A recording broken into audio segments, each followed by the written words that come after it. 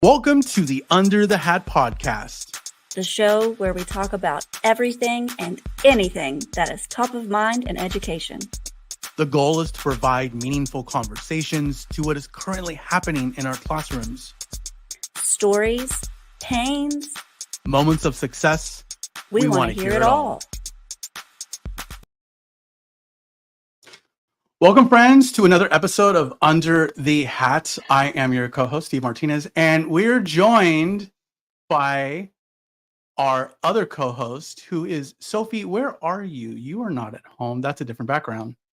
I am not at home. I am at the West Virginia Science Teachers Association conference at the Stonewall Resort in West Virginia. That's where I am. That's fun. That's fun. So just so everyone knows, like, Sophie and I have this little pipe dream of Sophie and I being in the same location at a conference together. Not just because we would destroy that city, but mostly to do stuff like this, like to maybe do like an on the streets type of episode. And so a dry maybe run. that'll, huh? So we're getting sort of like a little dry run here with you and Marissa. Yeah. So that kind of, so this is kind of like, thank you for bringing that up, because that's like, this is a big milestone for the show. I think we've never had an in-person guest on the show. Like, I actually had to make my office a little bit more presentable. And so we're super excited to have Marissa and to have this conversation. Yes, and today we're going to be talking about trauma-informed care. There are sometimes we have students in our classroom with experiences that we probably wish they didn't have. And you really need to be conscious and aware of those things, because depending on what you say, depending on how they interact, there are usually a reason behind their behaviors, and sometimes things can trigger them. And now, after COVID, we have even more students in our general classrooms, special ed classrooms, with some type of trauma. So this conversation is one that I'm very interested in. I'm very passionate about meeting the child where they are. So I'm interested to learn more from Marissa here today. To get us started, Marissa, tell us about your education journey. All right. Well, thank you for having me, first of all. I'm very happy to be here and talk about this. I actually was very lucky, and literally right after I graduated from college, I got a one-on-one aide position at this non-public school that I currently teach at now. And I've pretty much worked my way up to this teaching position. And so I didn't have to like dilly-dally much. And I was able to figure out what I wanted to do really quickly, and, went through Teachers College of San Joaquin to get my education specialist credential. And literally that's what I've been doing since I was 21. This is what I've been doing, whether it was as an aide, paraprofessional, like the one-on-one, very intensive, or just classroom aid, helping facilitate things, subbed for a while. And I've worked with all grades, K through 8. That's what my credential covers. And that's kind of where our school, that's the ages we serve or grades we serve. And so, I mean, I wish it was more interesting, but literally this is my craft, and I've been very privileged to dedicate X amount of years to it. So. It's fascinating. It's fascinating. And that's pretty amazing that you graduate, you got your job, and yeah. I have never done anything else. Yeah. And so, like, before we went on air, you and I were kind of talking about how, like, the type of school that you're at, how people like me are like, wait, what is that? Like, because even I was like, oh, that exists, because it's not charter. It's not private. No, it is here on Earth. It is here. Yeah. Yes. Okay, cool. So maybe give us a little bit of context. Yes. So a non-public school, because when you say it, it sounds like nonprofit, kind of like what you kind of assumed. And then also, I think a lot of people assume it means private just because it's non-public. But the difference is the only way to end up at a non-public school is literally through the IEP process. You have to have gone through the steps, have had those meetings, those team studies, things like that. You basically need the data to back it up because it is the most restrictive environment. When you are placed in a non-public school as a student, there is no access to general education. So it's a pretty big deal to be placed with us. And at least in the school where I work here in Modesto, we serve multiple districts. So we contract out with the districts that surround us, and they basically pay a fee to send their students to us. And the district pays that. Hmm. So, yeah. So Hmm. what is because kind of what I'm hearing is like there's like an age and grade range Mhm. with all this. So what I'm curious about is like what does that day-to-day look like? Right? Like if you're a teacher at the school, Mhm. is it divvied up by grade level or by need? Yeah, so it is really interesting because in special education in general, on public school campuses, what we tend to do is we do kind of lump them, right? Like we have like maybe a K through third type of classroom or teacher Mm. that serves K through third, or maybe 2 or 3 that cover those age groups. And then we have like fourth through sixth or something like that. And at our school, since we go K through eighth, a lot of it is based off of, kind of social, I guess, needs or where they're at developmentally. So we serve autistic children who have that diagnosis, as well as, emotionally dysregulated children who have pretty severe behaviors. Most of our clients have very severe behaviors. And so they're usually divvied up through either their diagnosis of primarily being autism or emotional dysregulation. And then from there, they're divvied up, kind of, we try to keep K through second, maybe third, and then we go kind of fourth through sixth in another classroom. And then our junior high department is that sixth and seventh grade, Mm. eighth grade. We don't, so I guess, what is that if you only go up to eighth grade? Is that Middle school. middle school? Yeah. Yeah. So, yeah. And how many on average, like how many teachers are at your school?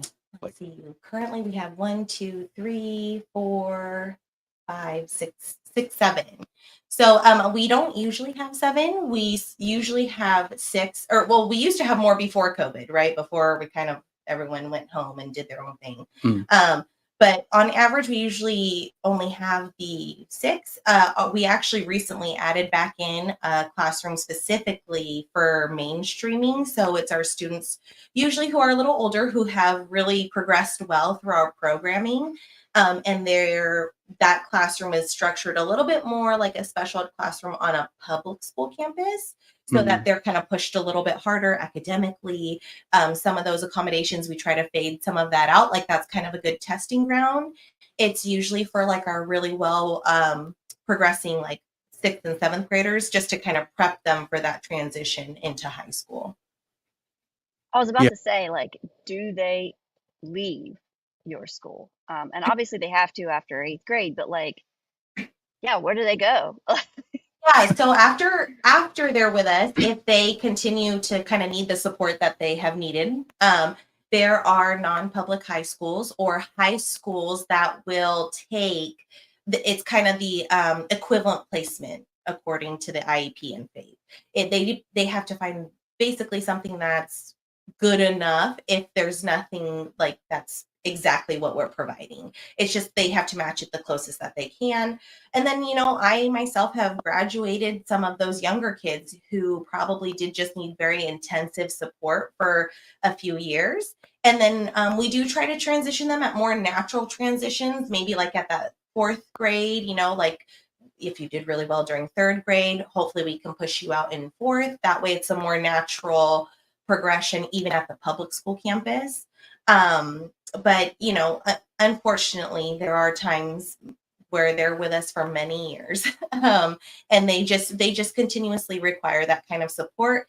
And a lot of those kids are mainly because they're still usually living in some of their trauma environments or with people who have, created that trauma. So they are living in it. They're in survival mode, and they're only kids. So it's not like they can drive away and buy a new house or rent a new apartment. they're kind of where they're at. And so they require that support just for a longer time. Well, and then on Yeah. the other side of the coin, maybe it's not, unfortunately. Maybe that is the best learning environment for them. As you mentioned, the autistic Mhm. students. Both my boys are autistic nonverbal, Mhm. and Oh, we so had you to make know. we had to make the decision to place my oldest in a more restrictive environment because of Mhm. his needs, and he is thriving this year in that Mhm. environment. So, yeah, maybe it's not unfortunate. Maybe it is exactly what they need to help them thrive and learn. Yes. Well, and that's the great thing is, one of the things I'm fortunate enough to work with my husband. We are both teachers at this campus. So one thing we always say is it's literally a stroke of luck that you've ended up here. We have mental health clinicians on campus, on site, ready to provide mental health services if needed. There we have many aides in each classroom. And these are adults who willingly come and they go above and beyond. My own aides have provided support to my students I would have never thought to. They buy them blankets, they buy them treats, just like things that they need because my staff talk with them, they have good rapport with them and they know what their home lives are like, and so they kind of know their special interest, and out of their own money, no one has asked them, they're bringing in things to help incentivize these kids or just to help them keep comfortable.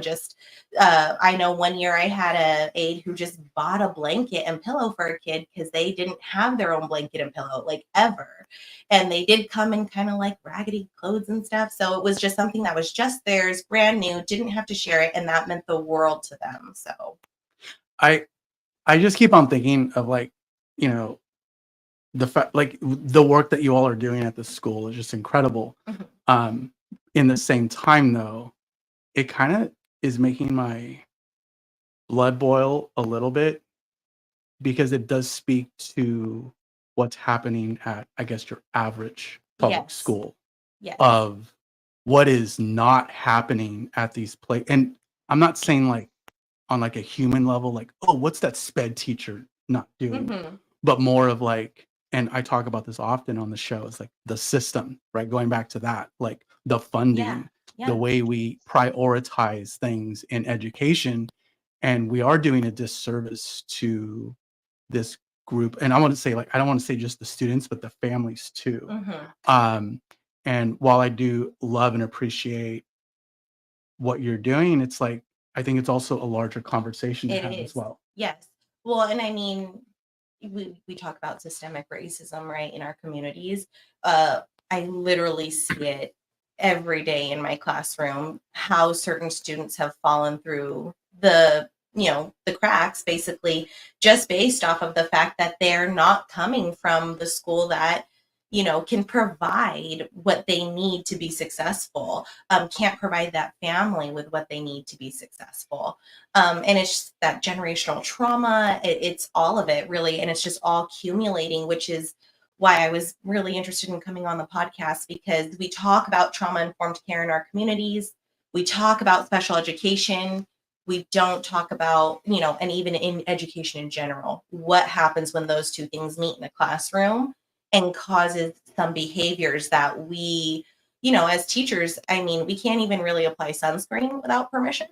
So Mhm. it's, how do we support these kids when our hands are usually pretty tied and we're just teaching to standards a lot of the time? By the time they get to me, I have two kindergartners right now in my classroom. Their goal is to sit in their desk for a 10-minute period with a pencil, like nearby, like not even in hand or anything.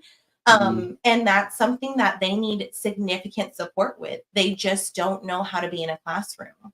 And because of some of the homes that they come from, where there's not a lot of regulation there either, some parents are working the graveyard, some parents themselves don't have good coping mechanisms. So we see some of that trickle into the classroom as well. Lots of like, I mean, I've had a kindergartner cuss me out worse than probably a grown man would. So you hear their environment, you see their environment, and it's all from outside the classroom, obviously. It's trickling in though. And each of my students, of which I have 12, have their own version of what that looks like.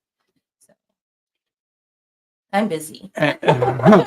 No, it sounds it's probably exhausting. It is. It's very Um, exhausting. but I would imagine it's very rewarding at the same time, right? Yeah, absolutely. Well, I mean, I've taught kids how to, I've potty trained kids. Mm, I've taught kids how to brush their teeth. I've, and just seeing small things like that, watching them become independent in that way is amazing. And then also when the light bulb goes off for mm. things like addition, I can count, I can regroup, and I can do that without so much help. I mean, those are all little moments you just hold on to it as best you can. Yeah, yeah. Let's take a second and talk about like because something Marissa that you and I talked about earlier was like you know there's not enough of these types of schools or Mhm. facilities, right? Like Sophie had mentioned earlier, be like, oh yeah, we have a couple of those in my area. Um, where are we with that, and what kind of problems are you seeing, or maybe just potentially in general of not having enough of these types of schools in various areas? Well, I think that, it's unfortunate that the only way to get to a non-public school is through that IEP process. Because honestly, if I would have attended the school that I work at, I'd probably be a doctor right now because my social anxiety wouldn't be so severe. Like, I've been through some trauma as a child as well. And so it's like, I would have had probably a lot of adults who noticed all these things, who were trained to notice all these things and be able to support me. And so I think it's not so much how do we create more non-public schools, because there's definitely a place and time for those, but it's how we approach in a general ed setting on Mhm. a public school campus. How can we bring more of what we do there? How can we have more flexibility, kind of live in the gray a little more? Because when you're so focused on standards and meeting these certain goals for districts, you forget that you're teaching a person. And I know many wonderful general teachers myself personally. I love them, but it's that whole, when I hear them talk about their, high-end student and what they're doing in the classroom and they seem frustrated or annoyed, part of me is like, did you ask if they had dinner last night? Like something as simple as that. Yes. And usually the answer is no. It's the whole like Maslow's hierarchy before Bloom's taxonomy thing. Mm, Yes. And I think a lot of teachers forget about that. They forget that there's a person, there's needs. And by the way, community, feeling like I belong is part of needs, Maslow's hierarchy. And so even something like that is required before you can even start to learn how to do division, before you can even look at a hundreds chart. Yes.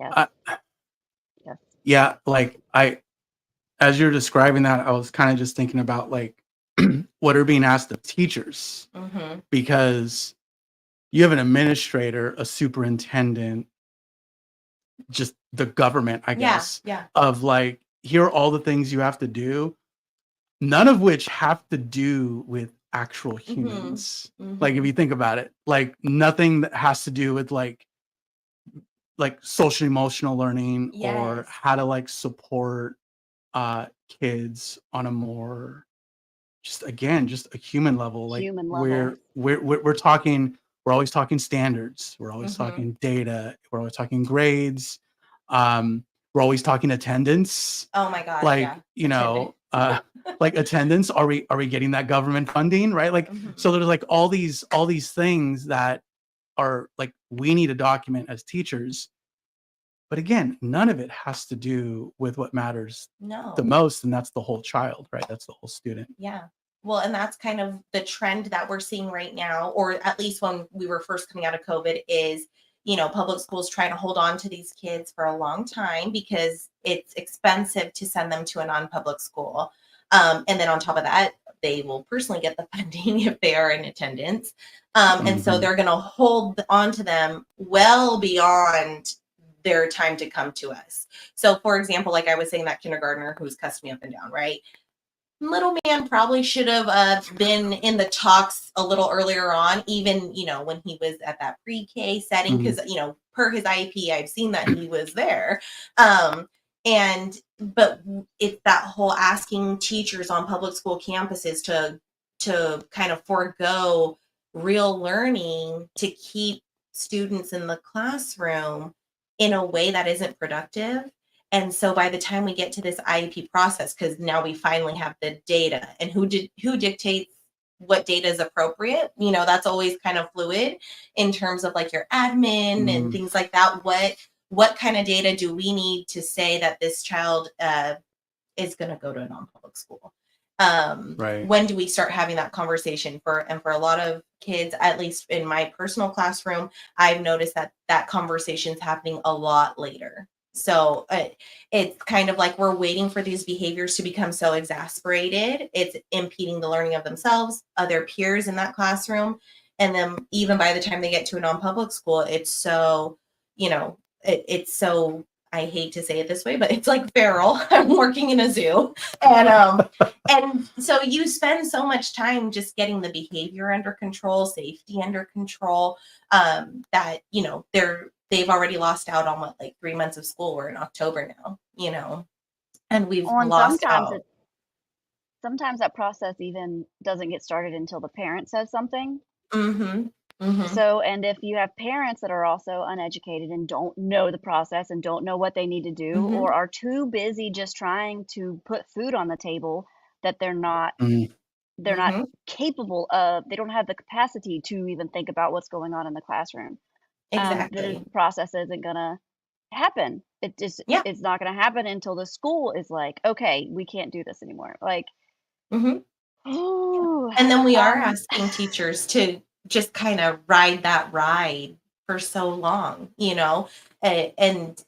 and then even when they come to us, parents are still in survival mode. We're all in survival mode because we're just trying to, get groceries. We just want to work our jobs and come home and eat and go to sleep and repeat because they're just trying to provide. And that's what they were doing before, not much has changed. And just, for me personally, what I feel like is we've forgotten, like you said, the family as a whole. Like when a child is struggling, are we even reaching out to parents? Are we trying to support them? Are we trying to share resources? Schools are places of community. We're supposed to do that for our families. So that's a good point. And that's, I guess, what I'm curious about is like what at your school and as you as an educator, what does parent communication look like? Daily in a folder, I write notes. Yeah. We keep data. So we keep data, behavioral data, and they get scored on that. And that's what my aides do. We actually keep ABC data. I'm not sure if you're familiar with that.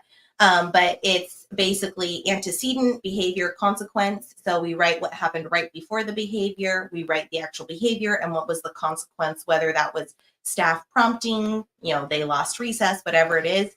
We we break our day down into 10 sessions, and every session we're checking in, we're tracking, who's talking out, who's off task, who's being rude to others, who's throwing scissors. And then did you say weird? No. Oh, we're keeping track. Oh, I thought you said who's being weird to others. I'm like, damn. No, rude to others. Rude, got it. To others because it's that pure citizenship. Oh, got it. And then all of that data goes to, for me, for IEP tracking as well, and then also to mental health clinicians who are on campus to go through.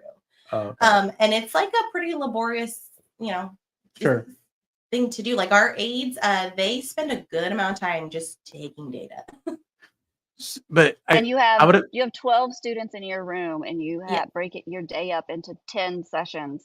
So that's 120 pieces of data that have like at least 3 parts to document every day. That's a lot. That's a lot. Yeah. Yeah.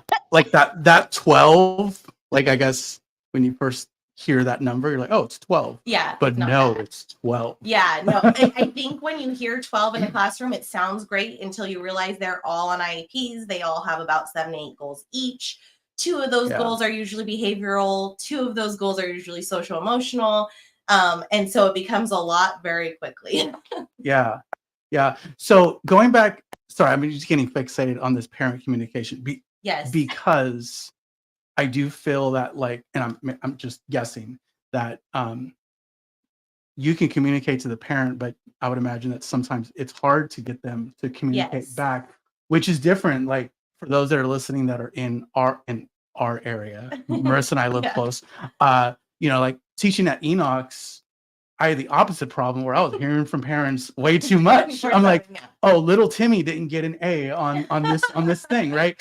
And so, but for you, it's almost like the opposite thing, just right down the road in the Yes. same town, right? Yes. So what is that like? So, well, I do occasionally get a little Timmy parent who needs to call me every hour on the hour. And that's just because they're so used to getting a call that their child has been unsafe, Sure. just bad, naughty, basically. And so it's their own anxiety. But most of the time, yeah, my parents, I mean, their child has high needs, special education, and they will not answer phone calls. I literally have to document every single time I try to make a phone call just so that there's a running record for most of my parents that I've attempted to reach out. Because what tends to happen is, we try to reach out via email, the little home folder that goes home. We leave things in there, make sure mom and dad get this, lots of phone calls. And then even through that, it's like randomly one day someone will come and just start yelling at me because I never said A, B, C, and D was happening at school. And it's like, well, answer your phone, answer your email, check. But there's no other way. I mean, short of driving to your house, how else am I going to make sure that you know? Yeah. And so, yeah. And I will say just with the population that we work with, those parents, I mean, our kids don't have good coping skills or social skills, and that it is explained very well when you usually meet a parent. I mean, I've had a parent who I've tried to contact for weeks about someone's, their child's behavior. Hey, like this is going on. Can you come meet with me so we can team together to just address this behavior? Didn't answer any calls, but one day mom marched down to the front office and wanted to yell at me about her child not coming home with a sweater that she had sent. So we're going to march down to the school and yell at Miss Marissa because we don't have a sweater. But when I want to just talk about like, hey, how can I best support you, your family, your child with this behavior? Because we're seeing it a lot. We go dark. So it's frustrating because you're kind of working an uphill battle. All the work that we do in the 8 hours that we have them gets kind of undone in the evenings. I currently have a student who is being raised by her siblings. Her mom works graveyard. So she's being raised by, I think, like her high school age siblings. And when you're in high school, you don't want to raise your first grade sister, who, by the way, is, dysregulated, not safe, it's a special needs child. So you're not really probably been equipped for that. So, right. Yeah. Yeah.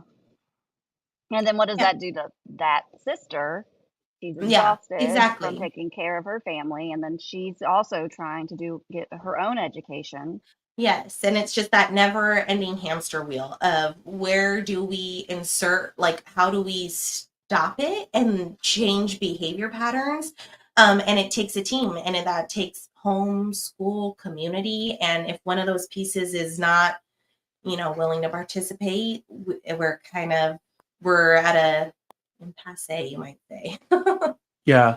And I think what's challenging with that in our area, and Sophie, I don't know what it's like over in West Virginia, but like even in just like a town like Modesto, you'll be in one block, one area, like, oh, I go to this school, but you literally go around the corner and it's vastly different. Yeah. And so when you're talking about building a community and having that school be the hub of that community and make it healthy and make it thrive, it's challenging when just within a couple blocks you're dealing with very different problems. Yes. Right. And different mindsets as well.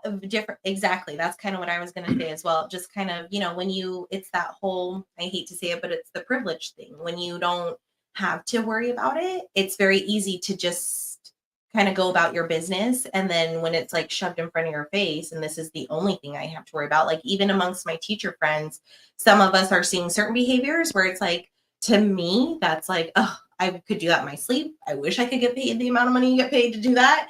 And then others who are dealing with even worse than me, just based off of their, resources and things like that. And we see it in our community.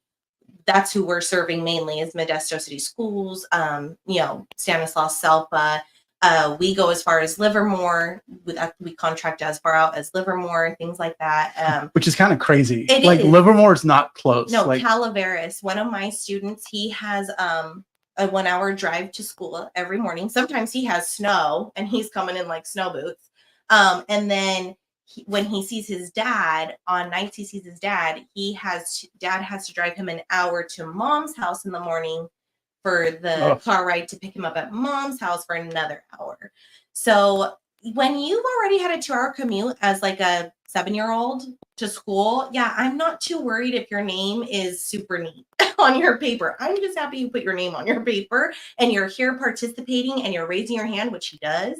But I think that's part of the like trauma-informed care is we need to know these students as people. What are their lives like? What they're like beyond our classroom, and how do we approach them? Because there is not a one size fits all for any human, but especially when we're working with trauma.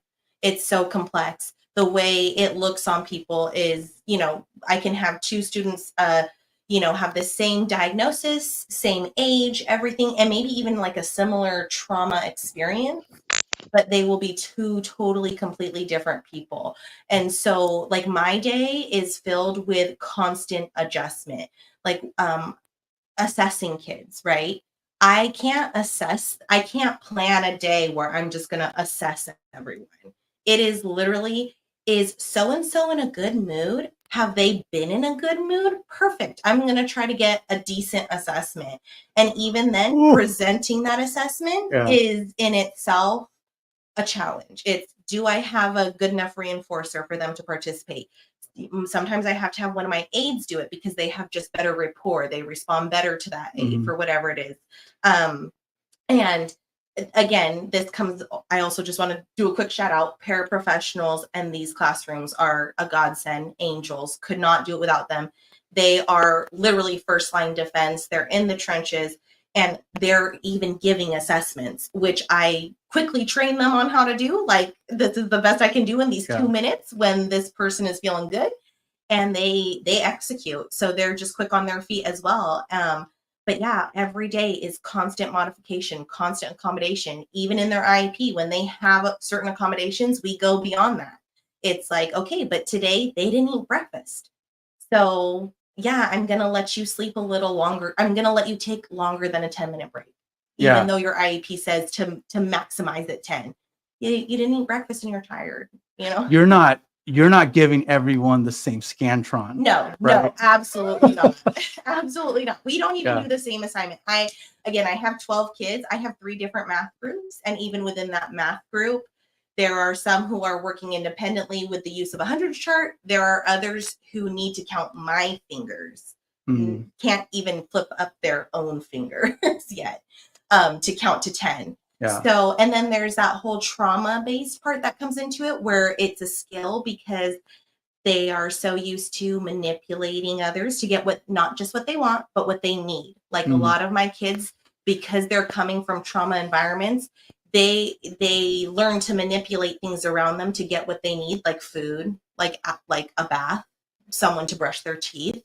And so when we get to math, something that's very difficult, it's that manipulation piece for them. It's not intentional. Like, they know what they're doing, but in terms of, it's that fight or flight of, well, how can I get out of this? I can pretend like I don't know how to count to 10. And then I'm going to make Miss Marissa count to 10. And then she's going to do it for me. And that's kind of the trend we're seeing in general education is we're giving all this support to those kids. And so they have a lot of learned helplessness. They aren't pushed to do it independently because, oh, you're on an IEP, you have special needs, you need the support. But a lot of those kids have learned those techniques because that's how they get fed. And yes, of course, you're going to use that when you're 5 and no one's listening to you when you say you're hungry. Yeah, of course, you're going to start doing things that are not appropriate so you can get food. And that's kind of what I have to remind people, like my staff in my classroom and just people who I explain this work to when they're like, oh, well, why don't you just tell them to stop? Why don't you just send them to the principal's office? Why don't you just do this and that? And obviously, if those things worked, they probably wouldn't even be here at our school. That would have already been addressed.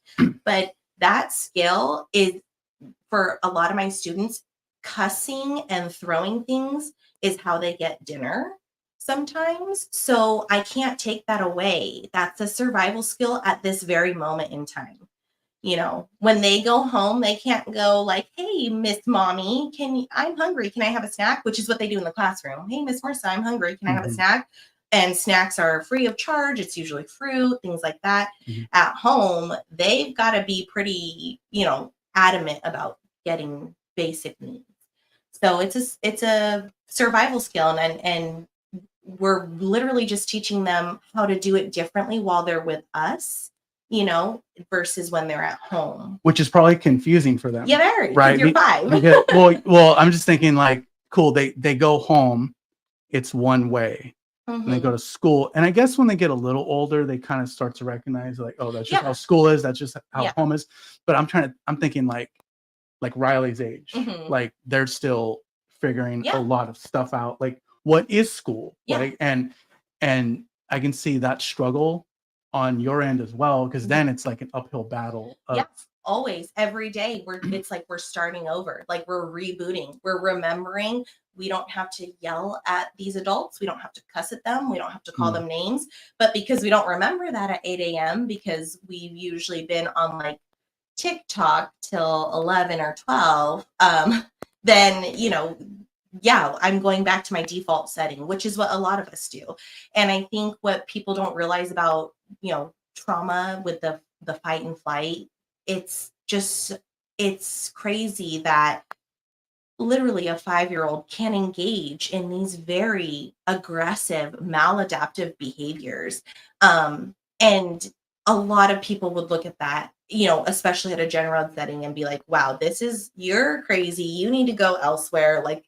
And they should go elsewhere because they're impeding the learning of kids who are ready to learn. But there's a person there, a 5-year-old person who has no control over their life. Like even when we talk about attendance, right? I have a student currently struggling with attendance, but how is my 7-year-old kid supposed to get him to school by himself, even if he wants to come to school? Like he doesn't take the bus. They didn't turn in the paperwork. They drive him when they can, but it's like, am I supposed to punish him for that? But then he's missed out on so much school. He still doesn't even know how to write his name, Right. Well, I- and that's even a public education thing. Yeah. We're giving kids awards for perfect attendance, but they literally have no control of Yeah. whether or not they Yeah. come to school. Like, Yes. And that's maybe the hard. person didn't wake them up that day to get them on the bus. Maybe they were, they have literally no control on whether or not they come to school. They can't drive themselves. Exactly. And they can't walk. Yeah. So let's quickly talk about how because all this information is useful to anyone in education. So like if I'm thinking about this now in adult ed and how I can take some of this information and apply it to what I'm doing. But let's talk about how poorly of a job that I guess not us, but that we all do getting this information into even the general ed teacher space. Yeah. Because Sophie, I don't know about you, but when I got my teacher credential, and it may have been the same for you, Marissa, I did mine at Stan. You take that one course. That's one. I don't even think it's a unit. No. It may have been half a unit of this. This is your sped training course. Yeah. This is your sped course. And then as a general ed teacher, I certainly didn't get much training after that. Ooh, all the ed tech, right? Yeah. all the, especially right now, we're like, ooh, all the AI, all the ed tech. Sophie, was that the same experience for you when you were? In my program that I went through, it's actually a pretty decent program. They had special education discussions in all of our content. So we had elementary education, because I was elementary with middle school math. So we had elementary and secondary math, and then there would be a unit in each math course that was about special education and how else you can provide accommodations type of thing. But we did have an entire course on special education. But a general ed middle school math teacher, you have all these math classes on how to do math and one class on how to teach math that includes one unit on special education and then one class that is special education. I went further with my first master's and did a few classes of special education in the math classroom specifically just to know different strategies there. But yeah, no, I feel like my program did better than most for a general ed teacher, but definitely not nearly from the training that as I already mentioned, my boys are special needs. Talking with their special education teachers, the amount of training, extra training that they go through, the amount of extra credentials that they get is mind blowing. And I'm like, you guys don't get paid enough. Like, I will agree with that. Well, yeah, and my credential is an education specialist. And it's kind of like how one of my fellow teachers describes it is it's kind of like when doctors go through schooling and then they start to specify in a particular school of medicine. That's why we're called specialists, is because we get all that general education knowledge and we take those same units and then we progress even further by specializing off into our branches. And I am covered for moderate to severe, but my particular niche is this behavioral management, like behavioral dysregulation, emotional dysregulation. I am qualified to teach in like severely handicapped classrooms and things like that. I don't ever foresee myself doing that, but I've also taken the courses to do that. And I think that's something that that's what I personally take pride in is like I did go through the schooling to get this very specialized credential, which, you know, a lot of people would be like, well, why would you be that specialized? Because now, you know, you can't go and do all these other things, but this is truly my passion, truly my craft. And so I don't foresee myself doing anything else. And there's always going to be a need for it. There's always going to be children in our community who need that level of support, who need that skill set, that form of compassion, but also, you know, it's like what I tell people is I'm raising children a lot of the time. You know, I'm giving them life skills, teaching them about boundaries and, you know, communication, appropriate communication while trying to run small math groups. So Yeah. No, this is like wearing all the hats. Yes. Because and all teachers do that. Yes. But yes. to me, this is different level. Oh, like, and I think that's why people are, when, like, for example, my parents, when I think sometimes when I say I'm a special education teacher, my parents think I'm like frolicking around in like a really colorful outfit, you know, putting my hand over someone else's hand and helping them write their name. I can hear your mom kind of describe that. Yeah. Okay. We've known each other for a while. A very long time. But that's not what it is. It's literally like I have been bitten, I have been scratched, I have had desks thrown at me. I have had older boys sexually assault me, you know, just things like that, and that's just their product of their trauma. And sometimes they've even been removed from that traumatic environment. For example, we have kids at our school that are at group homes, in foster care, things like that. So they have even more stable environments, but they have that trauma. And it's kind of like the body keeps score. No matter what someone tells you, this is how you deal with it. This is how you get over it, or get over, that's a terrible term, but this is how you cope with it. Right. It's almost like all my students can tell me what coping skills are. They can all tell me going for a walk, taking a deep breath, coloring, talking to a trusted adult, listening to music. But when the time comes, you know, fight or flight, Miss Marissa is asking me to do addition. This is scary. This is not good. This is a demand that I don't like. I'm going to be embarrassed because I don't know how to do it. And all my friends are going to see that. I don't like this at all. I'm going to just start cussing her out. I don't care. Like, you know, they're so young. They don't have the stop, think, wait, you know, even when you're prompting them, hey, why don't you go outside for a little bit? Because then it becomes that control thing of like, no, I'm in control of my life because everything else is so not in their control that it's like, I'm going to control at least not doing this and at least not doing what you say. Yeah. And it's almost like what you're teaching them, like with the coping, to me, that's the priority Yes. over the content, because some of the content they won't actually use No. as adults, but no matter what they do as adults, Yes. the ability to cope or not cope, like it's not like that stops Mhm. after Mhm. they leave school. Well, right? and you can't learn if you're not regulated. You There's that cannot too. learn if you are upset about it. It doesn't matter what's happening. Someone could be offering you the world, but if you are dysregulated and you don't know how to come back down, you're done. You're cooked, as the kids would say. And so Yeah. that, I think that's why I love the school that I work at. I love what I do, because teaching coping mechanisms literally is at the forefront. We are not doing anything else unless you feel okay, unless you feel safe, unless you feel comfortable. And it's not even like you have to be happy, but how can we be calm? How can we be respectful? We don't have to be nice. We don't have to do any of that. Because I think a lot of people confuse that, by the way, is happy and nice is equivalent to calm and respectful. Like they look the same and they don't. Being kind, there's ways to be respectful and not necessarily like this person. And that's what we're teaching, because we got to at least respect our boss in the future, even if we don't like our boss, which I am currently the boss. I am like the antecedent for all of my students. But it's prioritizing that behavior, that coping mechanism, that mental health before we even push the math, the reading. And I think for me as a teacher, what I think I love about it is because I think I'm really good at recognizing when kids are ready to learn, even if it's not during our reading lesson.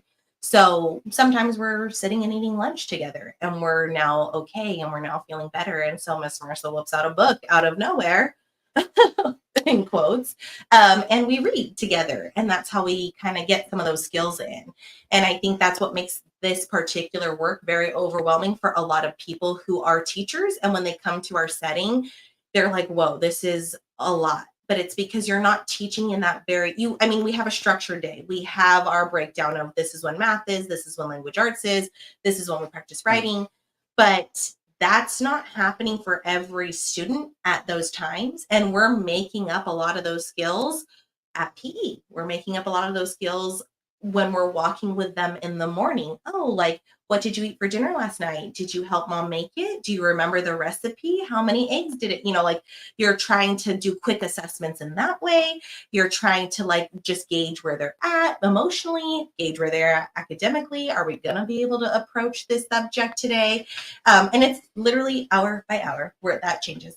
So I feel that like a lot of what you're talking about, all teachers should just be doing though. At a certain level. At a certain level. I would not expect a general ed teacher with 32 students to do what I'm doing every day.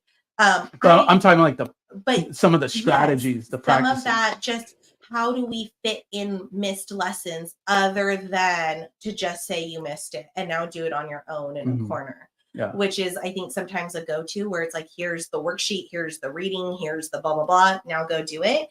And especially for our special needs students who do literally require that support. They don't have the independence to just absorb information. Their brains just process the world differently. And especially when they're affected by trauma, they're constantly just in fight or flight. And when you're in constant fight or flight, you're not going to read the passage by yourself. You're probably not even listening to me read it. But that's why the job is just over and over and over again. And then the light bulb goes off and you cry because the light bulb went off finally. And it's so good. One time I had a kid tell me he knew what a homophone was. And he said, it's like Marissa with one S and Marissa with two S's. And I was like, so why didn't you say that 2 weeks ago when I asked you for an example? No, that's all really good. I do remember before because this conversation actually started in the kitchen. Yes. And so something we talked about is how like you feel like this is not getting discussed enough, or also like even you want to learn more about this thing that like in the work that you're doing and that you're passionate about. Do you have for anyone listening like that, that is wanting to learn more, like where can they go to get more?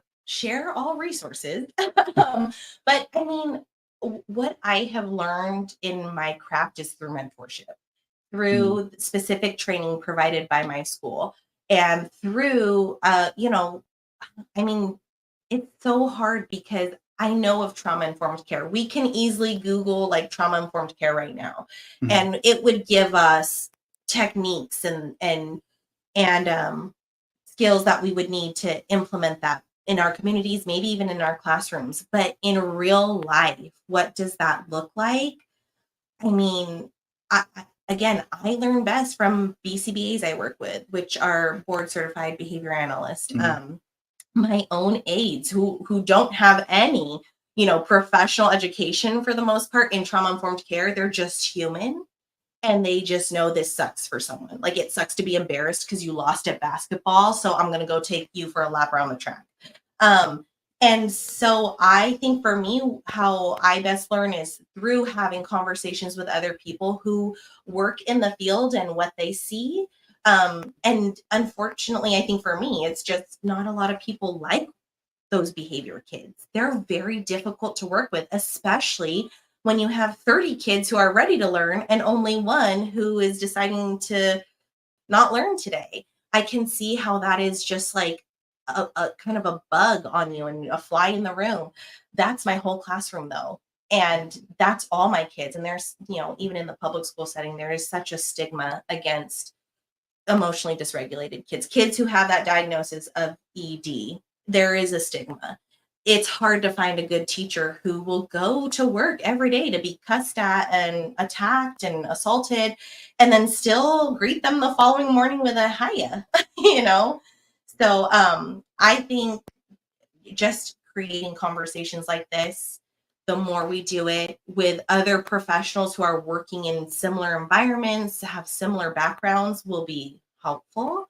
Because I mean, that's part of my problem, or not my own personal problem, is I just don't know who do I even talk to outside of my own school and my own colleagues, right? We're all doing the same thing, so we can all bounce ideas off of each other. Mhm. But when do we get someone who knows what it's like to be in the classroom for trauma informed care?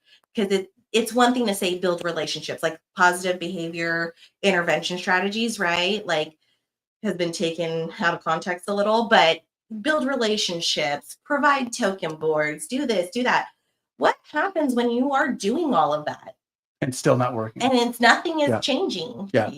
And who has those answers? Who's studying that right now so I can be part of it? Yeah. Yeah. So I'm going to do a little bit of share out on that in a few moments. But Marissa, because I do know you've listened to the show before. And so we always have that end of the episode question. Please don't say AI. It's like every episode, everyone's saying AI. But just, maybe it's something you've already touched on, but what's top of mind right now? Um, you know, I think what's at the top of my mind right now is I love my students. I love what I do. Like I said, this is the only thing I've done. And I think this is what I will do till I retire or die. Probably die, because I don't know if I'll retire from this ever. And I want to better myself so I can better my classroom and my community, because that's how I'm going to do it, Mm. right? This is the first line of defense. Mental health, behavioral health, coping skills, that is, preventative care. And how can I teach these children that math, reading, science, all great. We do want to learn those things, but most importantly, how do we spend more time being happy and less time being angry? You know, and we have mental health clinicians on board who I collaborate with, and they're amazing. But in the classroom, when that mental health clinician is not available, me and my staff, we are the mental health clinician. When they are in the middle of a breakdown, and I mean, I'm probably going to start crying, but it's just the amount of true children who are just so sad and so hurt by what they've seen, what they've experienced. I mean, I don't think anyone would call any of those children bad kids. And unfortunately, they just came with that label. Right. They're known like that in their school district. And I know for a fact that none of the students at the school that I work with are bad kids, and how I just want to make sure that we do right by them, because they were in the hands of adults they were supposed to trust, and those adults failed them. And so how do we lift them back up, you know? Wow, that that's heavy. But something that like we need to dive deeper, like Mhm. as educators, as Yeah. leaders, um, as anyone People. in the community, as people. Um, Marissa, we really appreciate you being here and spending this time to chat. I For anybody that's listening that may want to like pick your brain on things, what is a way or where can people reach you? I know that you're on I am on Instagram. Instagram. I am on Facebook. I am not on the TikTok trend because I am, what is it, a geriatric millennial or whatever.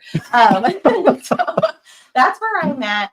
But yeah, and I feel like I just like to talk to people about it. I like to discuss it, and that's usually how we learn best anyway, like in the classroom, right? Through conversation. Sure, sure, yeah, 100%. Really appreciate that. Sophie, safe travels. I know that you're gallivanting right now. I am Um, gallivanting right now. yeah, but we do have something to show you all really quick. So for next weekend, kind of similar conversation, and really look for this. Um, uh, Lana Penley is going to be on the show next weekend. She's talking about her book, Unlocking Social Emotional Learning. This is November 2nd, 10 a.m. If you're on the West Coast, if you're on the East Coast, that would be 1 p.m.